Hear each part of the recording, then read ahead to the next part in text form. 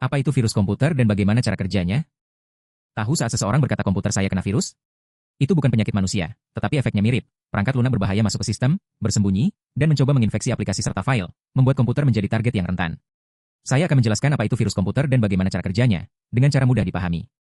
Apa itu virus komputer?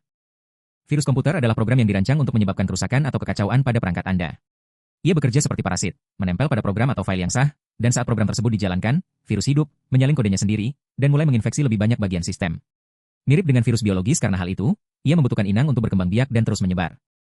Bagaimana penyebarannya? Infeksi biasanya terjadi saat Anda mengunduh sesuatu yang terinfeksi, lampiran email, program dari situs mencurigakan, file dari flash disk atau perangkat eksternal, atau bahkan saat mengunjungi situs berbahaya. Setelah itu, jika file terinfeksi dibuka atau dijalankan, virus akan aktif. Apa yang dapat dilakukan virus pada komputer?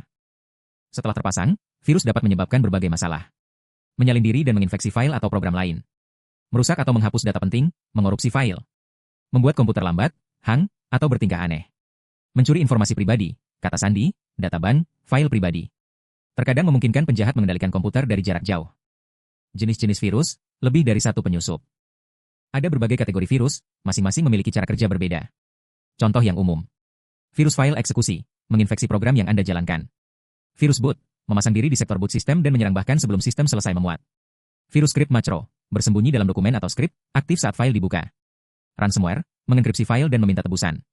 Virus residen, tetap di memori sambil menunggu waktu yang tepat untuk bertindak. Mengapa disebut virus? Julukan ini berasal dari analogi dengan penyakit biologis. Program ini bereplikasi, menginfeksi file lain, dan menyebar ke komputer lain, kadang tanpa Anda sadari. Kapan virus tidur dan mengapa kadang tidak terasa? Banyak virus tidak menimbulkan tanda-tanda. Mereka menempel pada sistem dan menunggu hingga pengguna membuka program atau dokumen terinfeksi. Hanya saat itu mereka menjalankan aksinya. Karena itu Anda bisa terinfeksi tanpa menyadarinya pada awalnya. Bagaimana melindungi komputer Anda?